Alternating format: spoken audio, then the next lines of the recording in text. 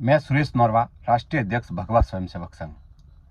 आप सभी को बताना चाहूँगा कि आज स्वामी अभयदास जी महाराज को जालोर के अंदर 13वां दिन चल रहा है और मेरी कुछ उच्च अधिकारियों से बातचीत हुई है। स्वामी अभयदास जी महाराज इस वक्त जालोर में हैं और जिस तरीके से अब उच्च अधिकारियों ने कहा है कि जिस तरीके से अब जो 2 दिन में कार्यक्रम चल रहे हैं, उस तरीके से अगर वो कार्यक्रम करते हैं, कोई ऐसा भड़काऊ वक्तव्य नहीं देते हैं, तो प्रशासन द्वारा उन्हें परेशान नहीं किया जाएगा और 8 अगस्त तक वो अपने कार्यक्रम इस तरीके से कर सकते हैं। अगर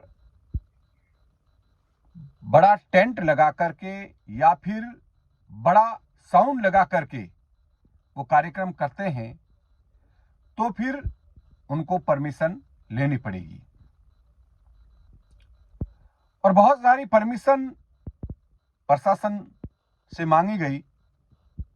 कहीं न कहीं किसी कारणों के कारण परमिशन नहीं मिली।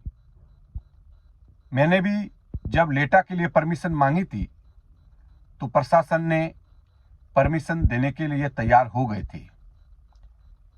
बाद में पूज्य रणछोड़ भारती जी बावसी ने मना कर दिया, तो फिर परमिशन नहीं ली। तो कहीं न कहीं प्रशासन, जब मैं निरंतर जालोर के अंदर 12 दिन तक प्रशासन मेरे साथ खड़ा रहा, एसपी साहब का भी बहुत सहयोग रहा, कलेक्टर साहब का भी बहुत सहयोग रहा, जालोर के एसपी साहब ज्ञानचंद यादव साहब का भी बहुत सहयोग रहा, कलेक्टर साहब का भी बहुत सहयोग रहा, जालोर के सीआई अरविंद जी राजपुरोहित साहब का भी बहुत सहयोग रहा।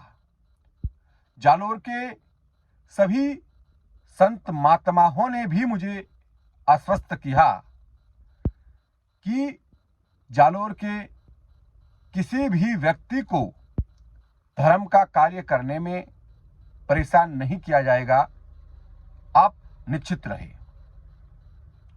और मुझे जालोर के प्रशासन, सभी साधु संतों पर पूर्ण विश्वास है कि अब दिनांक 8 अगस्त तक स्वामी अभयदास जी महाराज अब जिस तरीके से जो कार्यक्रम कर रहे हैं, उन कार्यक्रमों में किसी भी तरह की कोई बाधा उत्पन्न नहीं होगी, ऐसा मुझे उच्च अधिकारियों से वार्ता हुई है। आज जालोर के अंदर 13 दिन हो चुके हैं। मैं निरंतर स्वामी अभयदास जी महाराज के साथ कंधे से कंधा मिला करके खड़ा हूं। अब स्वामी अभयदास जी महाराज जालोर के अंदर ही हैं। 2 दिन से जिस तरीके से वो कार्यक्रम कर रहे हैं, प्रशासन की तरफ से कोई अभी बाधा उत्पन्न नहीं हो रही है। मेरी उच्च अधिकारियों से वार्ता हुई, उन्होंने कहा कि अगर इस तरीके से अगर वो कार्यक्रम करते हैं तो कोई भी उनको नहीं रोकेगा, जिस तरीके से 2 दिन से वो कार्यक्रम कर रहे हैं। लेकिन अगर उनको बड़ा टेंट लगा करके, बड़ा साउंड लगा करके कार्यक्रम करना है तो उसके लिए परमिशन लेनी पड़ेगी। भगत सिंह स्टेडियम के लिए हमने कहा तो प्रशासन द्वारा कहा गया कि ऑलरेडी वहां पर कोई सरकार की तरफ से कोई कार्यक्रम रखा गया है, इसलिए वहां की परमिशन नहीं दी जाती है। लेटा के लिए मुझे एसपी साहब, कलेक्टर साहब, सीआई साहब और जालोर के साधु संतों द्वारा कहा गया कि लेटा के लिए परमिशन देने के लिए तैयार हो गए।